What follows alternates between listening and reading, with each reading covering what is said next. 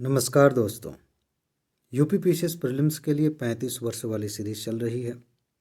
इस सीरीज़ में हम पिछले 35 वर्षों के उन तथ्यों और टॉपिक्स को देख रहे हैं जो आपसे बार बार पूछे जाते हैं, फिर से पूछे जा सकते हैं, और इस बात को मैं पिछले 4 सालों से साबित भी कर रहा हूँ। अभी 2025 में जो एग्ज़ाम हुआ है, 118 प्रश्नों के सबूत मैंने आपको दिखाए हैं। इसमें हमने पिछले 34 सालों के जो तथ्य देखे थे वो भी शामिल है। एग्ज़ाम के टाइम पर थोड़ा सा मैं करंट अफेयर आपको देता हूँ, वो भी शामिल है।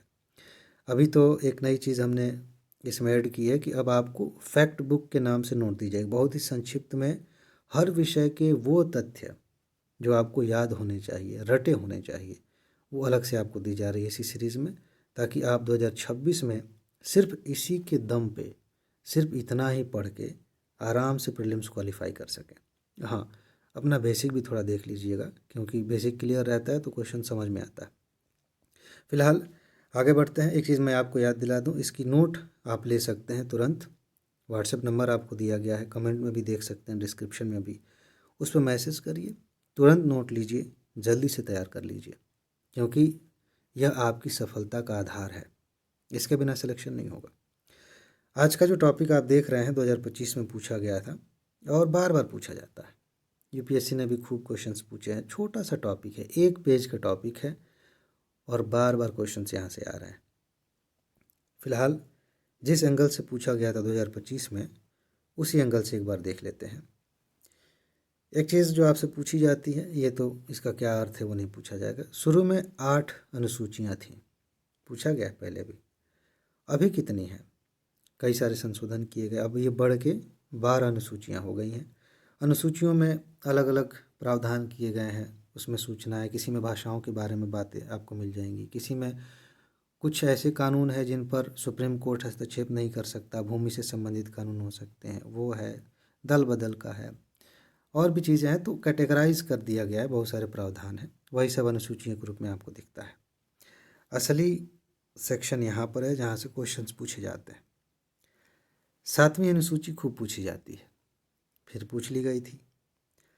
अब इसमें आपको देखना क्या है?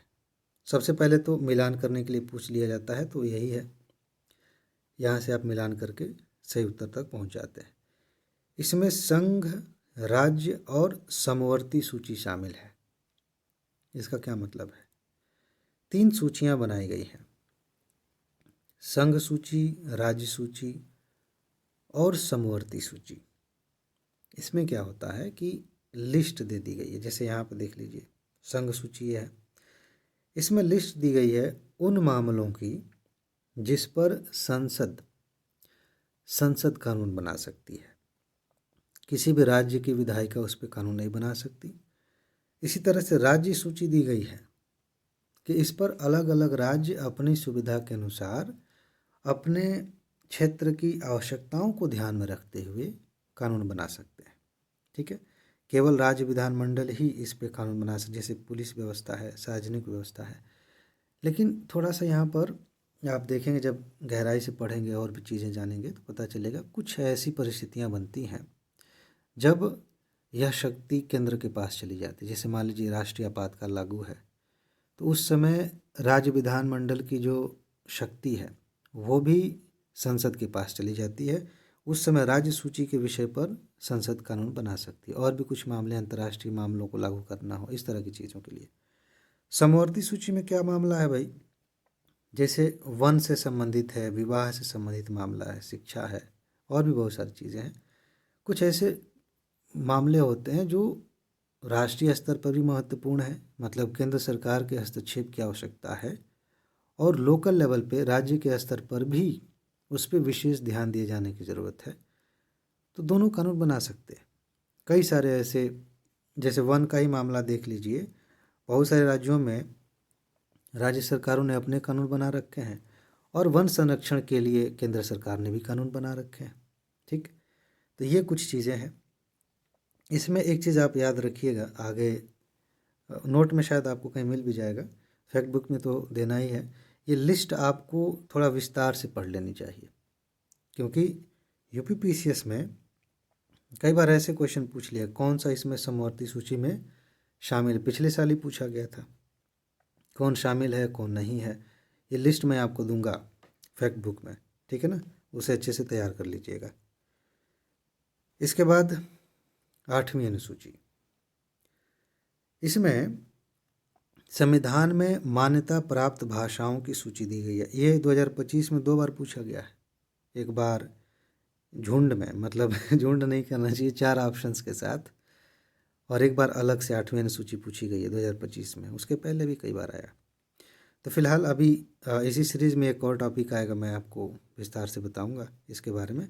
अभी देख लीजिए, संविधान से मान्यता प्राप्त भाषाओं की सूची दी गई है। इसमें शुरू में 14 भाषाएं थीं, अभी कितनी हैं? 22 भाषाएं हैं। हिंदी, अंग्रेजी, बंगाली, तमिल, तेलुगु, संस्कृत, ये सब हैं, ठीक है। इन भाषाओं को संवैधानिक संरक्षण और प्रोत्साहन दिया गया है। ये सामान्य सी बात है, ये मिलान करने के लिए इतना पर्याप्त है। 9वीं अनुसूची में क्या है, ये भी खूब पूछा जाता है। इसे कब जोड़ा गया था, ये ध्यान रखिए। यूपीएससी ने 2019 में यही लाइन पूछ लिया था। सबसे पहला जो संविधान संशोधन हुआ था 1951 में, उसके माध्यम से 9वीं अनुसूची जोड़ी गई थी। शुरुआत में मैंने आपको बताया, भूमि सुधार कानूनों और सामाजिक न्याय से संबंधित कानूनों को न्यायिक समीक्षा से बचाने के लिए ये अलग से एक अनुसूची जोड़ी गई, उसमें व्यवस्था की गई है। न्यायिक समीक्षा क्या होती है? आप जानते हैं कि अगर सरकार ने कोई कानून बना दिया और अगर वो कानून ठीक नहीं है, कई बार मूल अधिकारों के खिलाफ हो जाता है, कई बार किसी और चीज़ के लिए नुकसानदायक होता है, मामला कोर्ट में पहुंच जाता है। अब कोर्ट में गया है, कोर्ट ने उसकी समीक्षा की, पाया कि ये तो गलत है, ये तो नहीं होना चाहिए, तो उसको रिजेक्ट भी कर सकता है, उसमें कुछ चीज़ों को निकालने का निर्देश दे सकता है। तो सरकार ने कहा कि ऐसा है, और ध्यान रखिएगा बैकग्राउंड, ये 1951 की बात है, नई नई सरकार बनी है, बहुत सारे लोगों के पास हजारों एकड़ की ज़मीन थी, बहुत सारे लोगों के पास कुछ नहीं था, तो भूमि अधिग्रहण करना ज़रूरी था, लोगों में बांटना ज़रूरी था, बहुत सारी चीज़ें थी, और मूल अधिकार में था कि भूमि मूल अधिकार, संपत्ति मूल अधिकार है। तो इसलिए ये कानून लाया गया था कि कुछ तो ऐसा हो कि इसमें समीक्षा ना की जाए, ताकि हम अच्छे से काम कर सकें। तो ये लाया गया कि देखिए, इसकी समीक्षा नहीं कर सकते आप। बाद में केशवानंद भारती मामले में कुछ बातें आई कि ठीक है, ऐसा है ना कि इस मामले से, केशवानंद भारती मामले के बाद से अगर कोई कानून बना और वो मूल अधिकारों के खिलाफ जाता है तो उसकी समीक्षा की जा सकती है। मूल अधिकार नहीं, बेसिक स्ट्रक्चर के खिलाफ, जो संविधान का मूल ढांचा है उसको प्रभावित कर रहा है, तो चाहे किसी भी कोने में छुपा दीजिए कानून को, उसको निकाल के समीक्षा करेंगे, गलत है तो है, ठीक है ना। तो मूल अधिकारों के खिलाफ जा सकता है कुछ हद तक, कोई बात नहीं, मूल स्ट्रक्चर के खिलाफ कोई कानून नहीं जाना चाहिए, ठीक है। इसके बारे में हमने काफ़ी बातें की हैं, आगे भी करेंगे मेंस के लिए भी। तो फिलहाल ये चीज़ें हैं, ये बेसिक चीज़ आपने समझ लिया, बाकी यहाँ कुछ सामान्य बातें हैं, आपको नोट मिल रही है, आप पढ़ सकते हैं उसको। 10वीं अनुसूची, सीधा सीधा पूछा जाता है, 10वीं अनुसूची किससे संबंधित है, कब जोड़ी गई थी, ठीक है, ये सब पूछा जाता है। यहाँ देखिए, ये आपको याद है, दल बदल विरोधी कानून, उसी के नाम से ये जाना जाता है, ठीक है। तो दल बदल को रोकने के लिए 10वीं अनुसूची लाई गई थी। टॉप 300 में हम इसको विस्तार से पढ़ते हैं कि दल बदल कौन कौन से पैरामीटर्स हैं, किस आधार पे किसी व्यक्ति की सदस्यता निरस्त होती है, इस कानून के प्रावधान क्या क्या हैं, सब कुछ पढ़ते हैं। इसीलिए मैं कहता हूँ कि अगर आप पीसीएस की भी तैयारी करते हैं, सिर्फ पीसीएस की तैयारी करते हैं, तो भी टॉप 300 सीरीज़ फॉलो करिए, उसके टॉपिक्स तैयार करिए, क्योंकि टॉपिक्स तो कॉमन ही है, वहाँ थोड़ा विस्तार से आप पढ़ लेते हैं, समझ और गहरी हो जाती है, तो पीसीएस देना आसान हो जाता है। ये बात है। इसे 52वें संविधान संशोधन अधिनियम 1985 से जोड़ा गया था, ये बार बार पूछा जाता है, ये तथ्य याद रखिएगा। बाकी उद्देश्य आप जानते ही हैं, और इसका मिसयूज़ भी होता है, मेंस में कई बार यहाँ से प्रश्न पूछा गया, इसकी क्या खामियां हैं, कैसे सुधार किया जाए, समितियों ने क्या क्या कहा है, वो सब हम देखते हैं। अब थोड़ा सा यहाँ पर दे दिया है, लेकिन इतना ही नहीं, और भी चीज़ें इसमें हैं। कोई विधायक या सांसद अपनी पार्टी की सदस्यता छोड़ देता है या कोई पार्टी निर्देशों के विपरीत मतदान कर देता है। पार्टी ने कहा है कि भैया हम कह रहे हैं कि इस मुद्दे पर अब अपने ही पक्ष में वोट देना है, और सांसद जो है दूसरे पक्ष में वोट दे देता है, विपक्ष में वोट दे देता है, तो ये माना जाएगा कि ये मिला हुआ है, अंदर ही अंदर ये मिला हुआ है।